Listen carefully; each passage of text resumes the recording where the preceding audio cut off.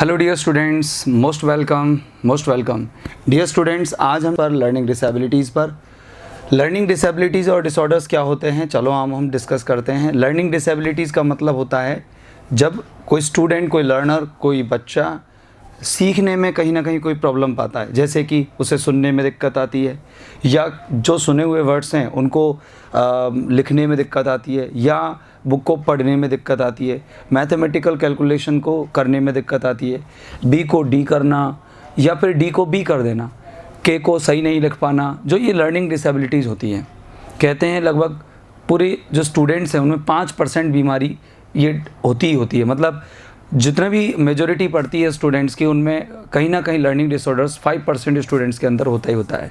सबसे ज़्यादा जो लर्निंग डिसऑर्डर्स पाया जाता है वो 80 से 85% पाया जाता है। डिसलेक्सिया है, उसके बाद डिस्ग्राफिया भी है और डिस्फ्रेजिया भी पाया जाता है, डिस्प्रैक्सिया भी पाया जाता है। ये क्या होते हैं लर्निंग डिसऑर्डर्स, मैं आपको बताऊंगा, सारे तरह से देखेंगे हम। और हालांकि लर्निंग डिसऑर्डर्स को समझ लेना बहुत ज़्यादा ज़रूरी भी है। तो देखिए, लर्निंग डिसऑर्डर्स के बारे में मैं ब्रीफली आपको बताता हुआ चलता हूं कि चैलेंजेस हैं टीचिंग लर्निंग स्टाइल्स जो हैं एक डाइवर्स क्लासरूम में। तो क्या होता है कि जैसे कई बार अलग अलग मल्टीलिंगुअल जो स्टूडेंट्स बैठे हों या फिर अलग अलग कैपेसिटी वाले स्टूडेंट्स बैठे हों, तो उस समय पर एक टीचर के लिए अपने कंटेंट को डिलीवर कर पाना बड़ा मुश्किल हो जाता है, क्योंकि अलग अलग स्टूडेंट की, अलग अलग लर्नर की ग्रेस्पिंग पावर, उनकी लर्निंग पावर अलग अलग होती है। तो डियर स्टूडेंट्स, उस समय क्या होता है कि कुछ जो बैकवर्ड स्टूडेंट्स होते हैं, या हम कह सकते हैं जो वीक स्टूडेंट्स होते हैं, वो लोग टीचर के एक एवरेज पैटर्न को फॉलो नहीं कर पाते। उनके अंदर कहीं ना कहीं कोई डिसेबिलिटीज़ होती है। देखो, ये डिसेबिलिटीज़ कई तरह से होती है। आपको पता है, कई बच्चे, जैसे माँ होती है तो उस समय अगर वो हेल्थी डाइट ना लें या हेल्थफुल डाइट ना लें तो उस समय पर ये इस प्रकार के डिसऑर्डर्स आते हैं। इसके अलावा कहीं कोई बचपन में कोई मिसहैपनिंग हुई हो, कोई घटना घटी हो, बच्चा गिर गया हो, सिर के बल गिरा हो, या इस प्रकार की कोई उसको प्रॉब्लम आई, तो मोटर स्किल्स में भी प्रॉब्लम आ जाती है। तो वहाँ पर ये जो प्रॉब्लम होती है वो आपको डिसऑर्डर्स के अंदर दिखती है। इसके अलावा सोशल एनवायरनमेंट जो भी है वो भी बहुत बड़ा रोल प्ले करता है, फैमिली एनवायरनमेंट भी बड़ा रोल प्ले करता है इस तरह के डिसऑर्डर्स को जन्म देने में। तो दोस्तों, डाइवर्स क्लासरूम में टीचर को बड़ी प्रॉब्लम आती है। तो देखो, लर्निंग स्टाइल जो है डाइवर्स क्लासरूम में वो डिस्क्राइब करते हैं कि लर्निंग स्टाइल एक तरह से देखें तो ऑर्गेनाइज करना होता है, क्लासीफाई करना होता है और असिमिलेट करना होता है इन्फॉर्मेशन को एनवायरनमेंट के बारे में। ठीक है ना, ये आप देख सकते हैं, एक बार आराम से अपने घर पर देखिए, कोई दिक्कत नहीं। किस तरह की लर्निंग एनवायरनमेंट अपने क्लास में होना चाहिए। डाइवर्स क्लासरूम में इंग्लिश पढ़ाते समय क्या दिक्कत आती है, सेकेंड लैंग्वेज को पढ़ाते समय क्या दिक्कत आती है, ये आप आराम से कॉन्टेंट मैंने क्रैकर में दे रखा है, आप इसे पढ़ सकते हो। तो आज जो हम पढ़ने वाले हैं वो लर्निंग डिसऑर्डर्स है। तो लर्निंग डिसऑर्डर्स क्या होते हैं, देखिए कि लर्निंग डिसऑर्डर्स का मतलब होता है कि जो कुछ स्टूडेंट्स होते हैं उनके अंदर यूनिक चैलेंजेस होते हैं। कुछ स्टूडेंट्स होते हैं उनके अंदर क्या होते हैं, यूनिक चैलेंजेस होते हैं। मतलब कुछ विद्यार्थी किसी काम को बड़ी मुश्किल से कर पाता है, कई सारे चैलेंजेस उनको सहन करने पड़ते हैं। ये लर्निंग को एक ट्रेडिशनल क्लासरूम में बड़ा डिफ़िकल्ट बना देता है। जैसे कई बच्चों को देखने में दिक्कत आ जाती है, कई बच्चों को सीखने में दिक्कत आ जाती है, कुछ इम्पेयरमेंट्स होते हैं, कुछ खराबियाँ होती हैं। अटेंशन डेफिसिट डिसऑर्डर भी होता है, बच्चों का ध्यान नहीं होता, हाइपर एक्टिविटी ज़्यादा होती है, ठीक है ना, जैसे ADHD बोलते हैं। हैंडीकैप्ड होते हैं, क्रॉनिक इलनेस होती है, लंबी बीमारी चल रही है जैसे स्ट्रेस की या फिर आधा CC जिसे हम कहते हैं, माइग्रेन की। लर्निंग डिसऑर्डर्स जो होते हैं वो मोस्ट कॉन्स्पिक्यूअस होते हैं, बहुत ज़्यादा छुपे हुए होते हैं, यूजुअली रिवॉल्व अराउंड रीडिंग। और वो 4 स्किल्स होते हैं, रीडिंग, स्पीकिंग, राइटिंग और लिसनिंग। इन चारों स्किल्स के इर्द गिर्द घूमते हैं। तो अगर अपन पहली बात करें कि डिसलेक्सिया क्या है, तो डिसलेक्सिया रीडिंग प्रॉब्लम है, यानी कि लैंग्वेज को रीड करने में, लैंग्वेज को पढ़ पाने में बड़ी मुश्किल होती है डिसलेक्सिया में।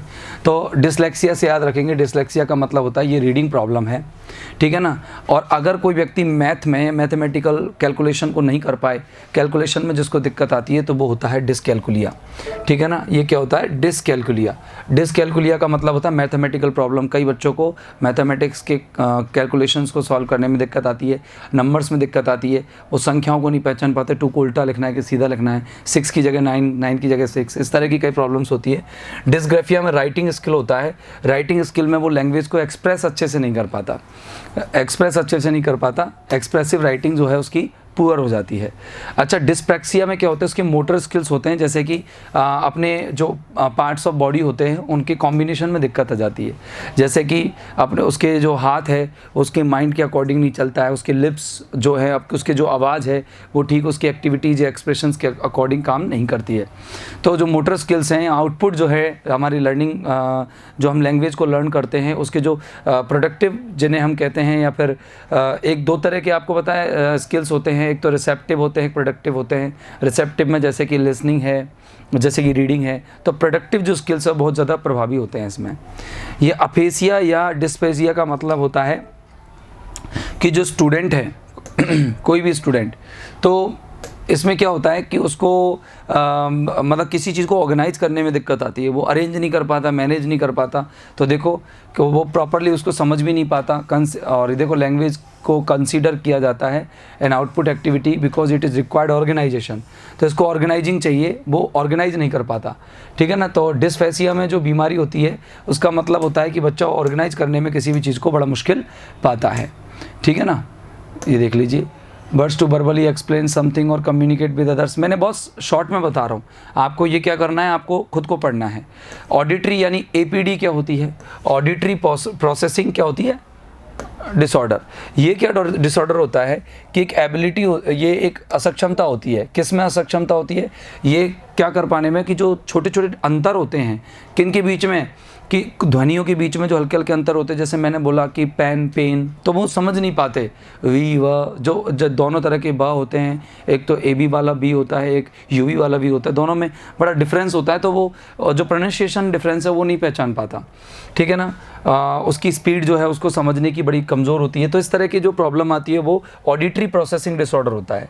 विजुअल प्रोसेसिंग डिसऑर्डर मतलब होता है उसको दिखने में समस्या आती है, कि वो वर्ड्स लाइंस को क्या पढ़ते पढ़ते स्किप कर जाता है। कई बार जैसे पढ़ रहे हैं हम, तो पढ़ते पढ़ते रीडिंग करते करते हम क्या एक आध दो वर्ड को हम स्किप कर जाते हैं, पढ़ नहीं पाते, उनका उच्चारण भी गलत कर जाते हैं। तो हमारी जो विजिबिलिटी है वो पुअर होती है। एक हमारा जो होता है ADHD मतलब होता है attention deficiency hyper activity disorder. इसमें क्या होता है कि बच्चे का ध्यान जो है क्लास के अंदर नहीं होता है, या फिर पढ़ते समय उसका ध्यान कहीं और चला जाता है, बोलते समय उसका ध्यान कहीं और चला जाता है। तो इस तरह के डिसऑर्डर्स भी हमारे अंदर होते हैं, ठीक है ना। ऑटिज्म है, ठीक है ना। तो ऑटिज्म का मतलब होता है कि अपने जो स्किल्स होते हैं नॉर्मल, जो हमारे जो कम्युनिकेशन स्किल्स होते हैं उनको हम क्या नहीं कर पाते, कंट्रोल नहीं कर पाते, मैनेज नहीं कर पाते। तो इस प्रकार का एक डिसऑर्डर भी होता है। चलो आओ हम इसके अब क्वेश्चन सॉल्व करते हैं। मेन तो हमारा पर्पज़ क्वेश्चन था, हम तो वैसे ही डिस्कस करने लग गए इनको। डिसलेक्सिया का मतलब है कि हम किस में डिफ़िकल्टी फील कर रहे हैं, बताइए।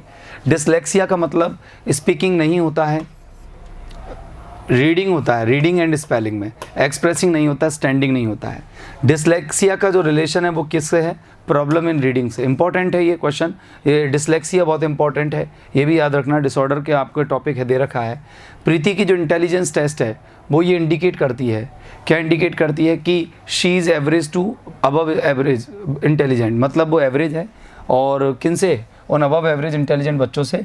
उसके ग्रेड जो है reading, spelling, social science and science में बहुत लो हैं, यानी कि रीडिंग में कम आया है। उसके मैथ ग्रेड्स जो है क्वाइट हाई है, उसकी राइटिंग स्किल्स भी पर्याप्त है, तो मतलब उसकी डिसकैलकुलेसिया नहीं है उसके अंदर। इसके अलावा उसके अंदर स्किल्स, राइटिंग स्किल अच्छा है, इसका मतलब डिस्ग्राफिया उसका अच्छा है। तो यानी कि न तो उसके अंदर डिस्ग्राफिया की बीमारी है, न डिसकैलकुलेसिया की है, न डिस्फेजिया की है, यानी कि उसके अंदर जो बीमारी है वो डिसलेक्सिया की है। तो यहाँ पर डिसलेक्सिया डिसीज़ के रूप में हम यहाँ डिसऑर्डर को दिखाएंगे। एक चाइल्ड विद नॉर्मल इंटेलिजेंस, एक चाइल्ड जिसके अंदर नॉर्मल इंटेलिजेंस होता है, shows the difficulty in reading and comprehending language, मतलब समझ पाने में, रीडिंग कर पाने में जो दिक्कत होती है, वही वाली बात आ गई, क्या आ गया, डिसलेक्सिया। किसी भी तरीके से डिसलेक्सिया के क्वेश्चन को पूछा जा सकता है। निम्न में से जो कौन सा है is the most appropriate method, जो सबसे उचित विधि है टू मॉनिटर करने की, यानी कि नियंत्रित करने की उस प्रोग्रेस को जो चिल्ड्रन की होती है विद लर्निंग डिसेबिलिटीज़। तो बताओ किसके माध्यम से आप जो बच्चों के अंदर लर्निंग डिसेबिलिटीज़ होती हैं उनको आप क्या कर सकते हो, मॉनिटर कर सकते हो। देखो केस स्टडी से नहीं किया जा सकता ये, क्योंकि केस स्टडी क्या करता है, कि उसके जो प्रॉब्लम है उसकी बैकग्राउंड को जानता है और उसको रिफॉर्म करता है, लेकिन अपन को तो वो रिफॉर्म उसकी डिसेबिलिटीज़ को हम कर ही नहीं सकते। एनेक्डोटल रिकॉर्ड से भी ये नहीं होगा, बिहेवियरल व्यवहार से भी नहीं होगा। क्या होगा कि हम उसके व्यवहार जो भी वो करता है उसको हम स्ट्रक्चर में बांट दें कि उसको इस तरीके से सिखाने पर वो सीख सकता है। तो हम ये वाला पैटर्न जो है फॉलो करके हम उसके अंदर कंट्रोल कर सकते हैं। स्ट्रक्चर्ड बिहेवियरल ऑब्जर्वेशन, मतलब उसको ये पहचाने कि उसको कहाँ कैसे दिक्कत आती है, और उसी जहाँ दिक्कत आती है, जहाँ प्रॉब्लम आती है, जहाँ उसका डिसऑर्डर मोर इफेक्टिव होता है, वहाँ पर हम उस पर काम कर सकते हैं। इसके अलावा the first person who use the term learning disabilities, वो कौन थे? अगर हम बात करें तो आपको एक वन लाइन में याद रखना है, स्किनर नहीं थे, सिगमंड फ्राइड नहीं थे, विलियम वुड नहीं थे, ये थे सैमुअल कर्क। सैमुअल कर्क जो थे उन्होंने ही लर्निंग डिसेबिलिटीज़ नाम का जो वर्ड था वो सबसे पहले यूज़ किया था। डिस्ग्राफिया का मतलब क्या है आप समझ सकते हैं। डिस्ग्राफिया का रिलेशन किससे है? आपके लोकोमोटर डिसेबिलिटी से है, विजुअल इम्पेयरमेंट से है, मेंटल रिटार्डेशन से है, या लर्निंग डिसेबिलिटी है? क्या है ये लोकोमोटर डिसेबिलिटी नहीं है, ये नहीं है, ये लर्निंग डिसेबिलिटी से संबंध है। डिसेबिलिटी जो है आपने पढ़ी नहीं, डिसेबिलिटी के ही तो पार्ट हैं ये। डिसेबिलिटी रिलेटेड विद कम्युनिकेशन, यानी कि जिसमें कम्युनिकेशन रिलेटेड होता है, बताओ कौन सी होगी? डिसलेक्सिया का जो संबंध है वो किससे होता है? रीडिंग से होता है। डिसकैलकुलिया का मतलब होता है, कैलकुलिया का मतलब मैथ से होता है। आप डिसग्राफिया का मतलब राइटिंग से होता है, और डिस्फेजिया का मतलब होता है आपके जो एक्सप्रेशंस हैं अभिव्यक्तियों से होता है। तो आपका बताइए आंसर क्या आएगा, फटाफट बताइए। एक्सप्रेशन आप प्रोडक्टिव वे में किस तरीके से रिप्रेजेंट करते हैं अपनी बात को, तो ये अपना आंसर होगा। सोचिए और मुझे बताइए कि इसका आंसर क्या होने वाला है। बहुत आसान आंसर है, आप इसे 1 मिनट में या विद इन 1 मिनट आप दे सकते हैं। बताइए क्या आंसर होगा आपका, जल्दी से बताइए। आपका आंसर आपके सामने है, क्लियर है, क्या है बताइए। एक्सप्रेशंस में आती है कम्युनिकेशन, तो आपका डिस्फेजिया आपका आंसर होगा।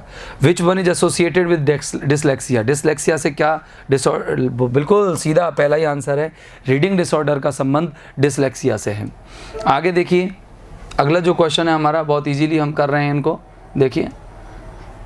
हाँ, which of these is a characteristic of a child with learning disability? बताओ लर्निंग डिसेबिलिटी वाले बच्चे के अंदर क्या क्या गुण होता है? कौन सा गुण है? ये IQ बिलो 50 होता है? नहीं, जिसका IQ बिलो 50 होता है वो लर्निंग डिसऑर्डर वाला नहीं होता है, क्योंकि जिसका IQ भी अच्छा होता है वो भी लर्निंग डिसऑर्डर रख सकता है। बुलिंग अदर चिल्ड्रन की, वो दूसरे बच्चों को धमकाता है। इंगेजिंग इन अग्रेसिव एक्ट, और वो गुस्सात्मक कार्यों में भाग लेता है, गलत। ये लर्निंग डिसऑर्डर वाला कोई ट्रेट नहीं है, कैरेक्टर नहीं है। Doing the same motor action repeatedly, वो एक ही अपने जो शारीरिक एक्शन है उसको बार बार करता है, गलत है।